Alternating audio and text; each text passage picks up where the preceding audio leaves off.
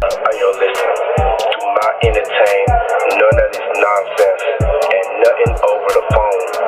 I'm gonna need you to get rid of all the leftover pizza boxes. The what? All the boxes left over from the pizza. All the boxes. Okay. Make sure you recycle the plastic like we talked about. Yeah. Did Jay reach out yet? Nah, Bob. He ghosting. One of my best friends, she's not here today. She was human trafficked by Naomi Campbell. And Naomi is also Diddy's the godmother. So she started meeting with all these famous people, and they connected her with certain people. And then all of a sudden she's at these parties, and I see she's doing drugs and getting out of control. And eventually I had to start rescuing her from parties. And then a few of the times I had to rescue her from Naomi Campbell's apartment, sleep over. And then I would... The direct character assassination. I've always said that I'm not a saint, that I am a work in progress, but I will not be held hostage by my past. What he's done is indefensible. I think that in 5 years, people will still be saying, she's a bitch. I hope so. I hope we do. Something like, you'll never be me, don't ever think that you'll be me, and something like that. I said that? Yes. I can't think, that's something, I'm not that, I'm very much in the, I'm very much, I know the person that I am, and I'm not someone to go and give myself away and say that to anybody. I've never said that in my life. So, but if that's what you remember, I accept that, but it's not, doesn't sound like me. I introduced him on my 31st birthday by my ex-boyfriend Flavio. He was always front and center at Victoria's Secret shows. Did you suspect what he was doing? No. And what he's done is indefensible. And when I heard of what he'd done, it sickened me to my stomach, just like everybody else. Because I've had my fair share of predators. And thank God that I had good people around me that protected me from this. I mean, right now I stand with the victims. I can't, they're scarred. She's not here today. She was human trafficked, Naomi Campbell. And Naomi is also Diddy's the godmother. So she started meeting with all these famous people, and they connected her with certain people. And then all of a sudden she's at these parties, and I see she's doing drugs and getting out of control. And eventually I had to start rescuing her from parties. And then a few of the times I had to rescue her from Naomi Campbell's apartment, sleep over. And then I would pick her up and bring her to her apartment because she was so high on drugs. What kind of drugs was she doing? Everything. She had they provide the drug for you.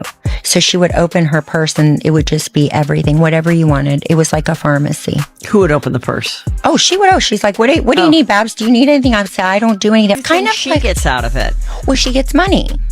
When you bring models or people that can easily be manipulated, you get funded. You get funded. How does she own an island being a supermodel? I didn't know she owns an island. Yeah, she owns an island. But this is crime scene investigation.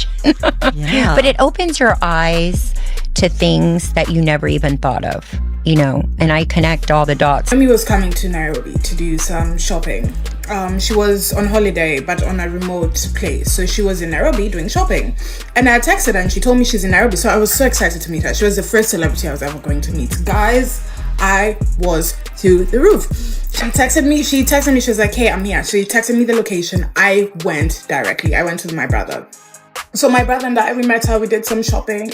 And as we're shopping, she's like, oh, the plane that's taking us back actually has couple more seats. Do you and your brother want to join us on holiday? Hell yes. So I was like, oh, that'll be so lovely. She introduced me to a couple of people in Hollywood. People she was on vacation with were coming to Nairobi after the vacation. They were staying at the Kempinski. So I went to see them at the Kempinski when the whole thing was over. So I sat down with them. I was talking to one of them, and one of them was like, oh, it's so, like, how did you meet Naomi? And I was like, oh no, I texted her on Instagram, blah blah. And she was like, oh yeah, she told us like she made you and she built you and she made your career. And I was like, what? No, that's not what happened. And I was like, you mean like helped me and like promoted me? And she was like, no, like what you have is because of her. And I was like, oh yeah, no, that didn't happen. Time goes by. March 2022. We have jumped into March 2022. I get a phone call. My phone is ringing. Naomi Campbell. Oh, so I pick up. I'm like, hey sis, like how are you? How are you doing? And she's like, Elsa, how dare you? Oh! So I'm in shock, right? I'm in shock. I don't know what's going on. She was like, this is the last time I'm speaking to you. Have a nice life. And she hung up. Which I was very saddened by the situation, right? But I was like, if that's how she truly feels, because I respect people's space. So I was like, if that's how she truly feels, fine, it's okay. So I let it go. So after that, like a few months, things started going very badly for me. Things started going haywire. And I didn't think it was, I thought it was because of the situation, let me not lie. But I was like, also it can be stress. So I was like, let me go. Because also having someone like Naomi Campbell not liking you in the industry is not a good thing. So I went to her, I apologized. I'd already apologized when the situation had happened, but I went and I apologized again and again. I started calling her, I started texting her. And then one day she just texted me and she was like, stop calling me. I have a child to take care of. So after that, I just said, okay, there's nothing I can do about it. I started drinking. That's why I even quit alcohol. I started drinking. I started drinking a lot. Yeah. And then, because I wasn't sure why things were going so wrong and I couldn't put my finger on it. And then a few months later, I met Edward Enifel at a party, and Edward Enifel is he's one of the people I adore the most. So I was like, oh my goodness, that's Edward, I have to go say hi. So I'm like, hey Edward, I'm such a big fan. And he looks at me, he's like, I know you. And then he said something that made me think the situation with Naomi was causing like some of the trials and tribulations I was currently going. Received a diamond from Charles. I didn't receive a diamond, and I'm not going to speak about that. Thank you very much. And I'm not here for that. Well, we've been told that you didn't help the prosecution sort of in this very important case. Sorry. Thank you so much. I was sleeping. I had a knock at my door, and I opened my door, and two men were there and gave me a pouch and said, a gift for you. Did you ask them who they were? No, I was extremely tired. When they gave me the pouch, I just put it next to my bed and went back to bed. What did you think the stones were?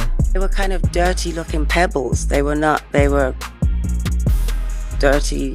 In the Diddy documentary, I found myself going back down the Epstein rabbit hole, which then led me to the dark side of Naomi Campbell. If you're unaware, Naomi Campbell is one of the original supermodels, one of the first Black women to appear on major publications, featured on over 500 magazine covers, and worked for some of, if not all, of the biggest fashion houses. It's safe to say she has insane connections. One of those being Jeffrey Epstein, publicly admitted that she knew Jeffrey Epstein and was introduced to him when she was 31. She was introduced to Epstein by her ex-boyfriend, Flavio Briatore, I don't know. The reason this is important is because this Flavio fella is connected to a lot of sketchy people, or people that we know today to be sketchy. We see this a lot where supermodels are dating people like this. Flavio also has a child with Heidi Klum. Anyway, Flavio and Naomi are pictured on Epstein's yacht, surrounded by a lot of people, including, at the time, teenage Virginia Giuffre. So there's no denying that Naomi was connected to Epstein and his cohorts. Allegedly, there are emails where Naomi is talking about Ghislaine Maxwell being a close friend of hers, arranging trips to foreign countries. Naomi's spokesperson came out and said Naomi does not recognize this email exchange. There are claims from survivors that she was more involved in Epstein's inner circle than she leads on, allegedly. A lot of these documents remain sealed or unverified. It means that we can't really say she's guilty of any wrongdoing, but she definitely has connections to some of these sketchy people. Another really sketchy name she was allegedly romantically linked to was the disgraced Sean Diddy Combs. This was in the early 2000s, and they were seen going to many events together, but they were never confirmed as a couple. A lot of people think that models happen to end up in these circles because they're in the pageant world or the supermodel world, which breeds creepy, weird old men who want to be in charge of that. For decades, she has been untouchable, the runway queen, the industry gatekeeper, the woman who could make or break careers with a single phone call. But what if the real story behind Naomi Campbell isn't about fashion at all? What if it's about powerful men, sealed court documents, late-night gifts, private islands, and whispered allegations that refuse to die? Because right now, Naomi's name isn't just trending. It's circling some of the darkest scandals in modern celebrity history. From her connections to Jeffrey Epstein and Sean Diddy Combs, to resurfaced claims about mysterious modeling opportunities, to former assistants accusing her of violence, the pattern people are pointing to is no longer easy to ignore. And what's making this even messier? Some of the information allegedly came from inside the circle itself.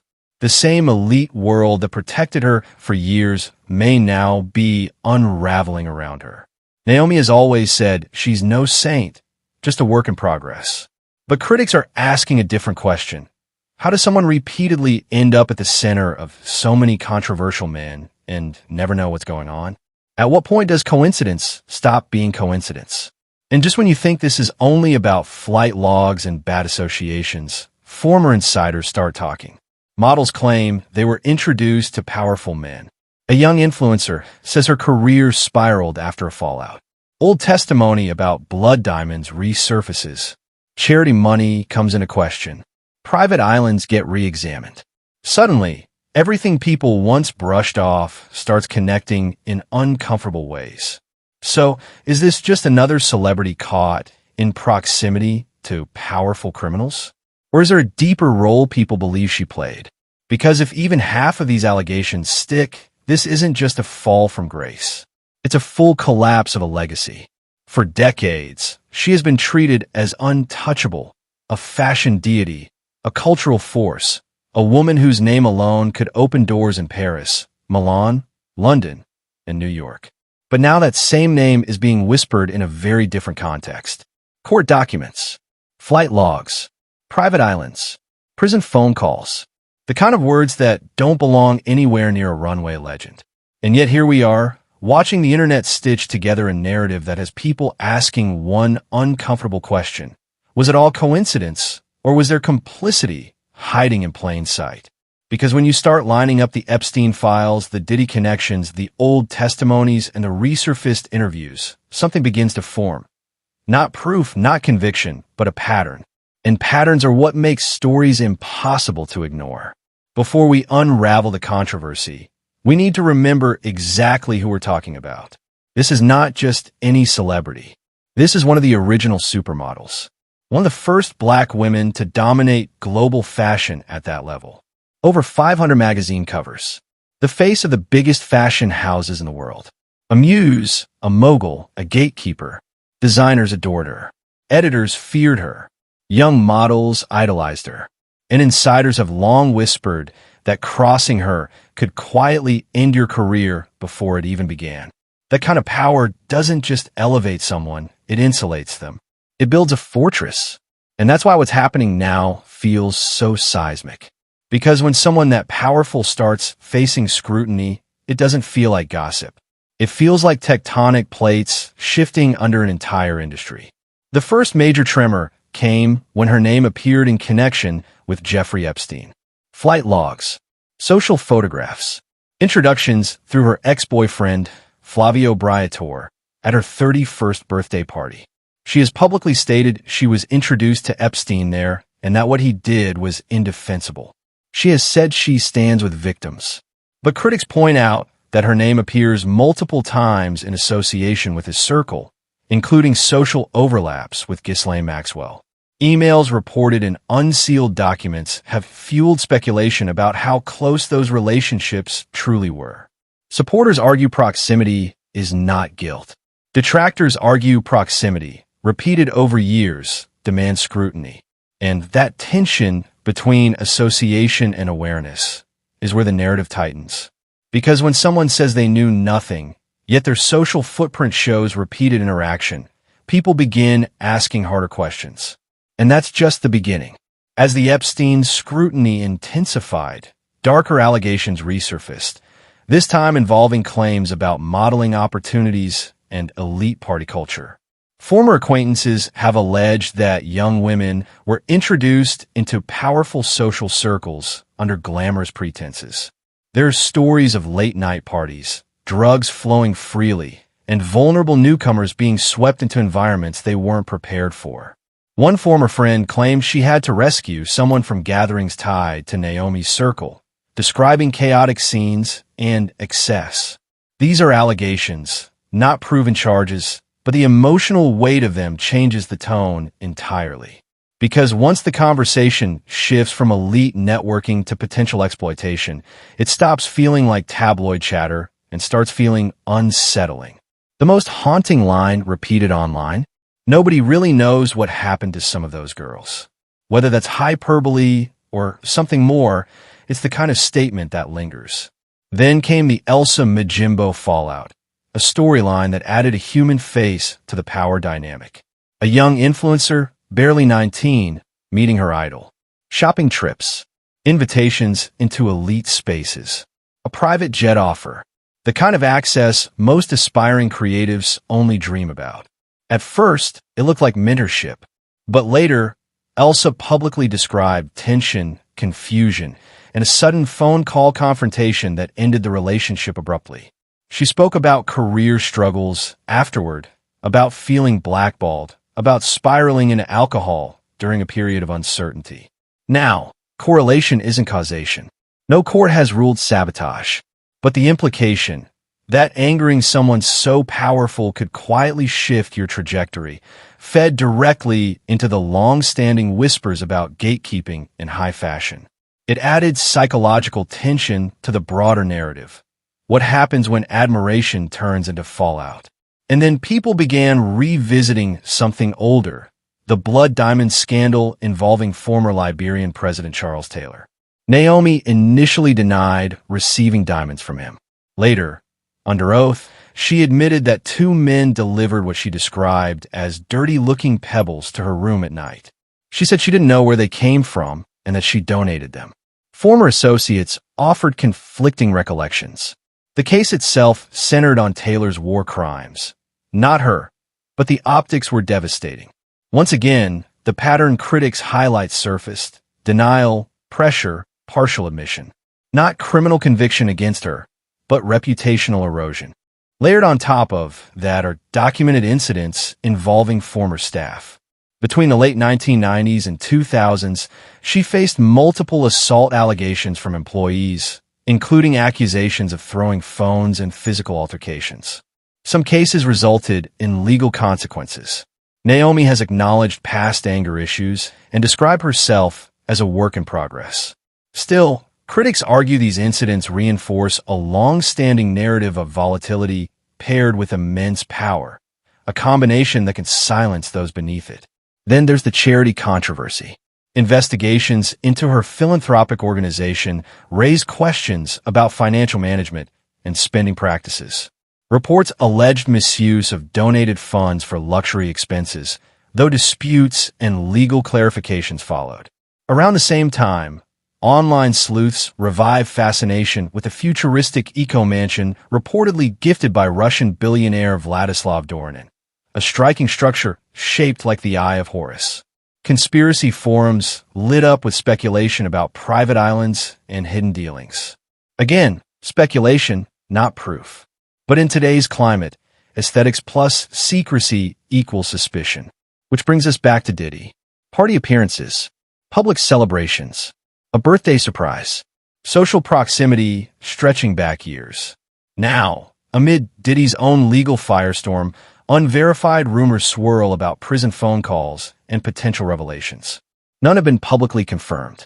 No formal charges tie her to any criminal enterprise. But when two powerful figures repeatedly appear in overlapping headlines, the public starts connecting dots, fairly or unfairly. And that's where we are now, in the space between documented association and alleged implication. Details aren't public yet, but people are watching. Investigations evolve. Narratives shift. Legacies hang in balance. So, is she just another celebrity who kept the wrong company? Or has the fashion world been protecting something much bigger? And if investigations keep expanding, who else falls next?